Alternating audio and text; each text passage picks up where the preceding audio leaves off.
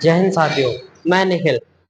जैसा कि आप जानते ही हैं कि मैंने अभी पिछली वीडियो में आपको बताया था संख्या पद्धति के बारे में, जो कि हमारे बैच 9th मास्टर में चल रहा है, जिसमें आपको 10th क्लास को फोड़ने की पूरी पूरी तैयारी कराई जाएगी। अभी से 9th से ही बहुत जरूरी होता है 10th क्लास को फोड़ने को तैयार करना। अब देखेंगे हम दूसरा पार्ट दूसरा, जिसमें आपको थोड़ा सा संख्या पद्धति जो मैंने उस दिन पढ़ाया था उसको रिवाइज कराएंगे, और फिर उसके बाद हम थोड़ा सा और आगे बढ़ेंगे, थोड़ा सा और उसके बारे में जानेंगे। तो आइए चलिए हम जानते हैं। ठीक है, तो अब जानते हैं संख्या पद्धति। जैसा कि मैंने आपको बताया था संख्या पद्धति, इसके बारे में बता भी चुका हूँ आपको पिछली वीडियो में। अगर आपने पिछली वीडियो नहीं देखी तो आप जाके प्लीज एक बार पिछली वीडियो देख के आ जाएं। तो अब यहाँ पर देखेंगे संख्या पद्धति क्या होती है। ठीक है, उसका मैं छोटा सा डेमो दूंगा बस अभी। संख्या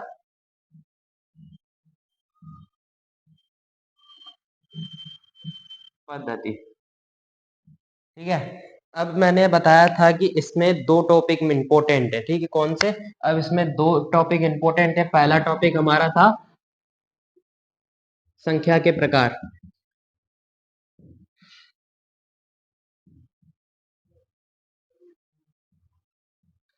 और दूसरा टॉपिक था हमारा दो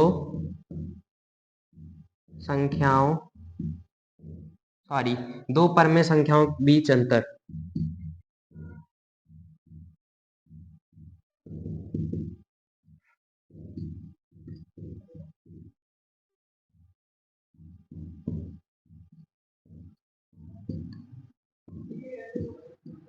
ठीक है, अब ये दोनों मैंने टॉपिक बताए थे आपको। पहला टॉपिक था संख्याओं के प्रकार, दूसरा टॉपिक था दो परमेय संख्याओं के बीच अंतर। ठीक है, अब इसमें जानेंगे। अब इसमें मैंने बताया था कि दो परमेय संख्याओं के बीच अंतर होंगे, वो हम थोड़ी देर बाद पढ़ेंगे। ठीक है, अब सबसे पहले मैंने स्टार्ट किया था संख्या के प्रकार। संख्या के प्रकार कितने होते हैं वो मैंने आपको बताया था। तो इसमें मैंने आपको बताया, जैसा कि बताया था कि संख्या के प्रकार दो होते हैं। कितने होते हैं? सॉरी, चार होते हैं। कितने बताए थे आपको मैंने? चार बताए थे। पहला कौन सा था? प्राकृत संख्या। पहला बताया था प्राकृत संख्या। ठीक है, अब इसका दूसरा भी नाम है। इसका दूसरा नाम ये है वाह प्राकृतिक संख्या।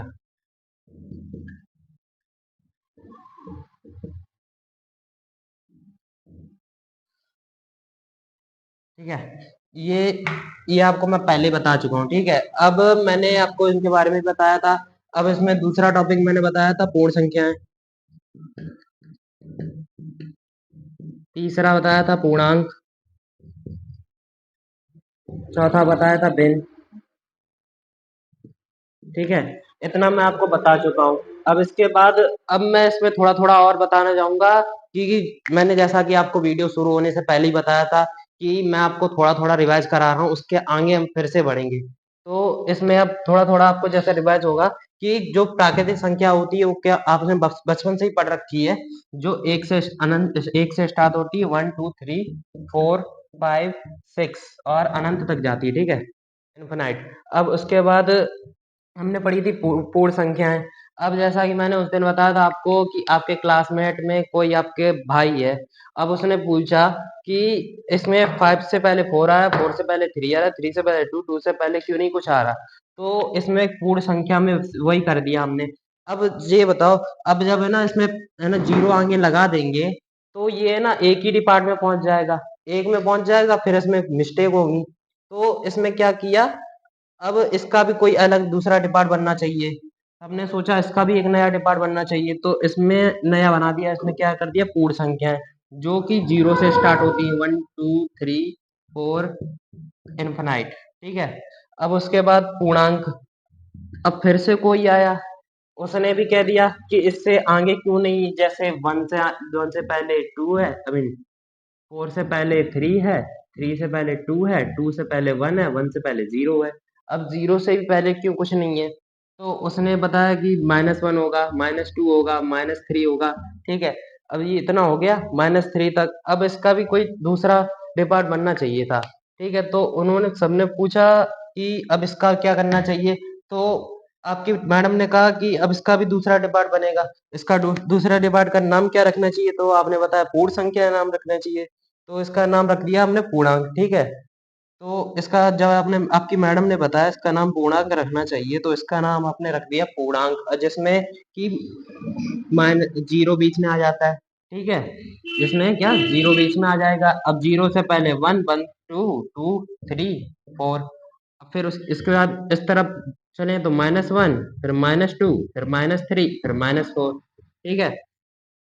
अब इसका भी एक नया डिपार्ट बन गया। अब उसके बाद इतना तो आपको समझ में ही आ गया होगा, क्योंकि मैंने आपको पिछले वीडियो में इतना पढ़ाया था। इतना ही पढ़ाया था पिछले वीडियो में। अगर आपने किसी ने देखी नहीं है वीडियो, तो प्लीज जाके पिछली वीडियो देख के आ जाए। उसके बाद में ही आपको आगे समझ में आएगा, ठीक है। तो अभी आज हम पढ़ेंगे भिन्न। क्या? भिन्न। जो जो कि मैंने पिछले वीडियो में नहीं बताया था। मैंने कहा था पिछले वीडियो में, अगले वीडियो में बता दूंगा। अब भिन्न पढ़ेंगे, जिसके अंदर जानेंगे कि ये भिन्न क्या होती हैं। आपने एट्थ क्लास में, सेवेंथ क्लास में भी पढ़ा होगा और एट्थ में भी पढ़ा होगा। आज तक आप डरते रहे भिन्न क्या होता है। आज तक आपको भिन्न समझ में नहीं आई, भिन्न होता क्या है। तो वही देखेंगे कि भिन्न होता क्या है।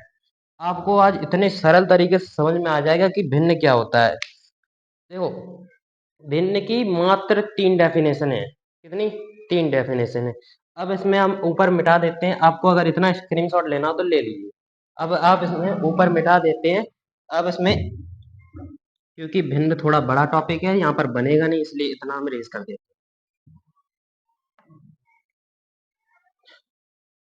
ठीक है।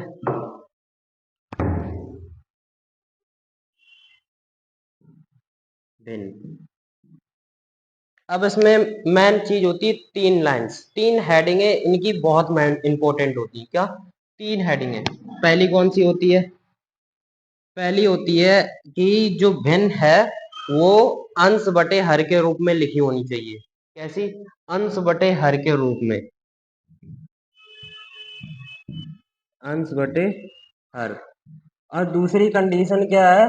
दूसरी कंडीशन है जो, जैसे हम लिख सकते हैं पी बटे क्यू, ठीक है। जैसे हम पी बटे क्यू भी लिख सकते हैं। अब जिसमें हर आपका जो कि क्यू है, या फिर हर मान लीजिए, ये आपका जीरो के बराबर नहीं होगा, तो दूसरी कंडीशन हो गई Q is equal to not zero, ठीक है। अब आ जाती तीसरी कंडीशन। अब इसमें तीसरी कंडीशन है कि जो ये क्यू है या हर है, अंश है या हर है, दोनों पूर्णांकी होंगे, ठीक है। पी व क्यू दोनों इज इक्वल टू पूर्णांक, जो कि मैं पहले ही आपको बता चुका हूँ पूर्णांक क्या होता है, ठीक है। जो मैंने अभी पहले थोड़ी देर पहले, इसीलिए मैंने दोबारा रिवाइज करवाया ताकि आपको याद रहे कि ये पूर्णांक होता क्या है।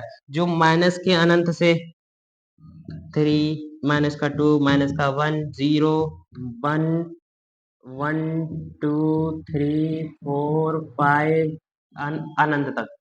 यानी माइनस के अनंत से प्लस के अनंत तक जो संख्याएं जाती हैं वही सारी पूर्णांक कहलाती हैं, ठीक है।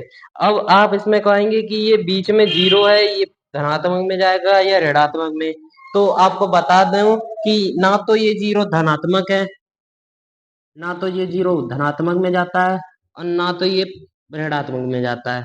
अभी आप 9th क्लास में हैं। आप जो परमाणु पढ़ेंगे उसमें पढ़ेंगे न्यूटन। न्यूटन पढ़ेंगे पढ़ेंगे, ठीक है।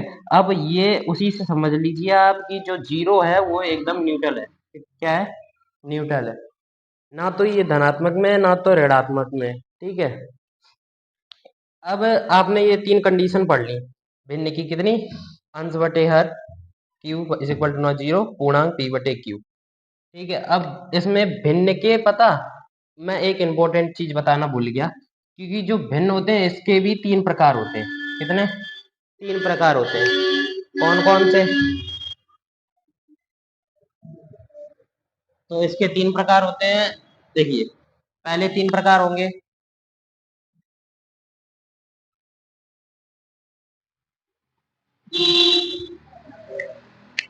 अब इसमें पहले 3 प्रकार कौन से होंगे? देखो, पहले 3 प्रकार होंगे भिन्न, आई मीन परमेय संख्याएं।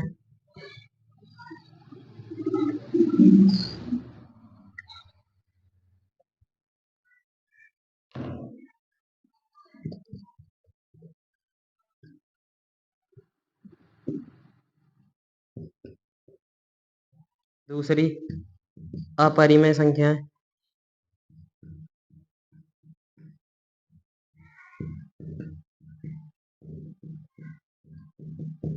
तीसरी वास्तविक संख्याएं। ठीक है। अब भिन्न की ये तीन इंपॉर्टेंट प्रकार हैं। कितने? तीन प्रकार है।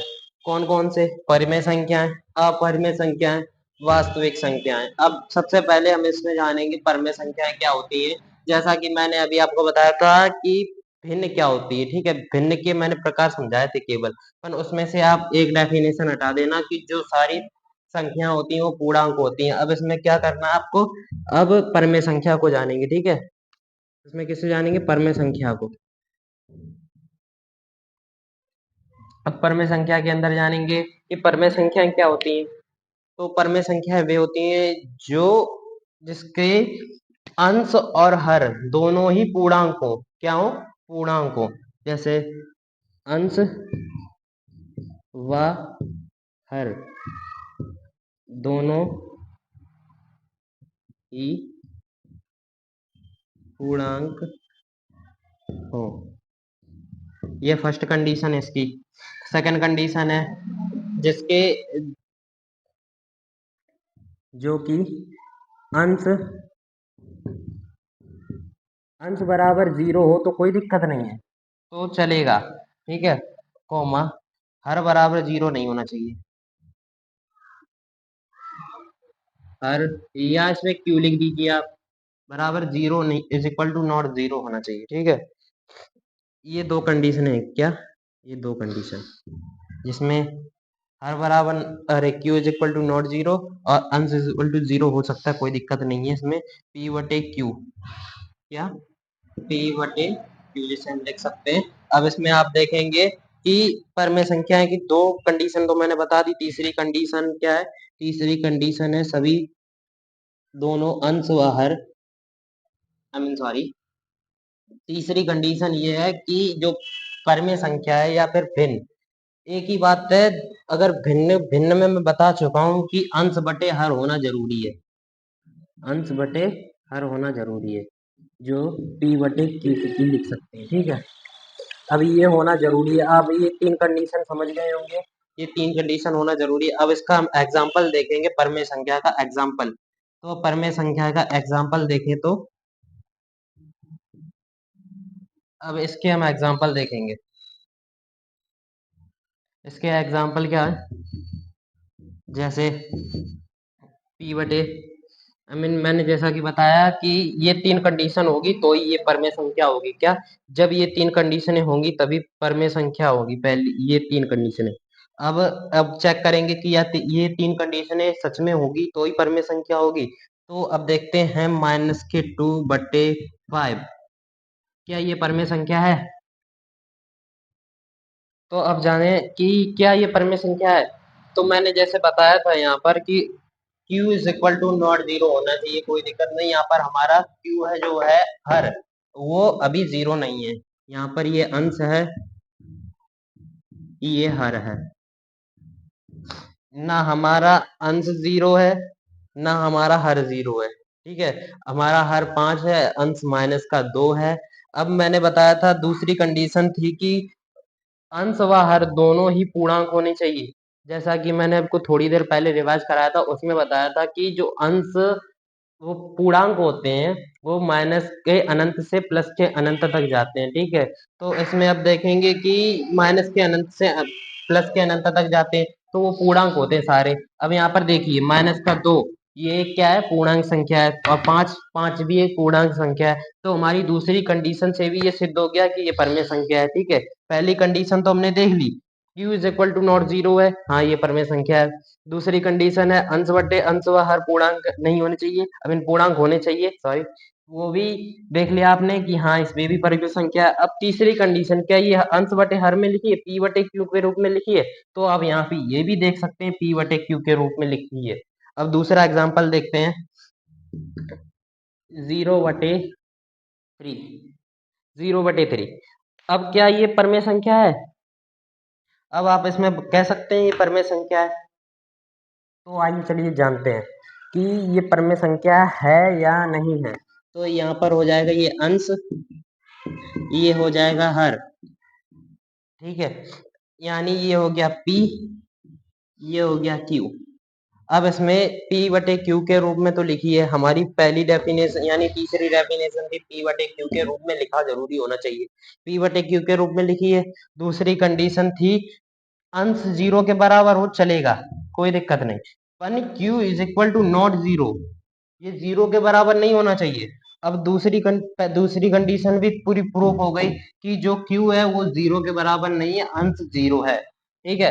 अब तीसरी कंडीशन अंश व हर दोनों ही पूर्णांक होने चाहिए, तो अंश व हर दोनों ही पूर्णांक होने चाहिए। तो यहाँ पर ये भी संख्या सिद्ध हो गई कि ये भी पूर्णांक है, आई मीन परमेय संख्या, सॉरी, ये भी क्या है, परमेय संख्या है। अब दूसरा एग्जांपल देखेंगे।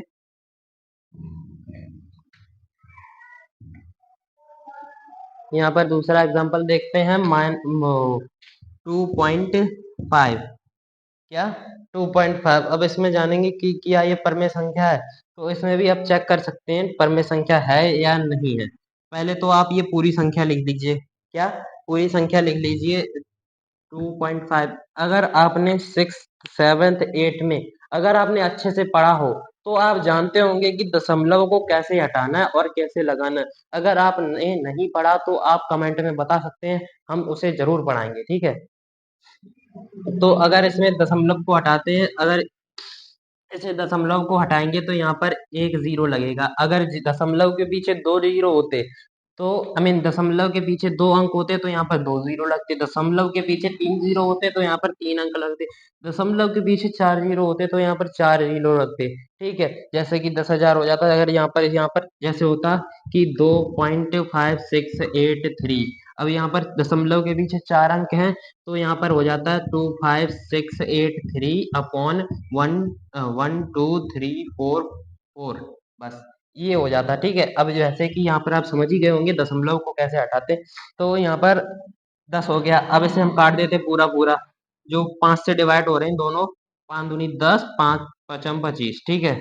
5/2, ये 5/2, ये P बटे Q के रूप में आ गई पहली, तो हमारी पहली पहली कंडीशन थी ना, P बटे Q के रूप में होनी चाहिए, तो ये पूरी संख्या P बटे Q के रूप में आ चुकी है, ये आ गई P बटे Q के रूप में, ठीक है।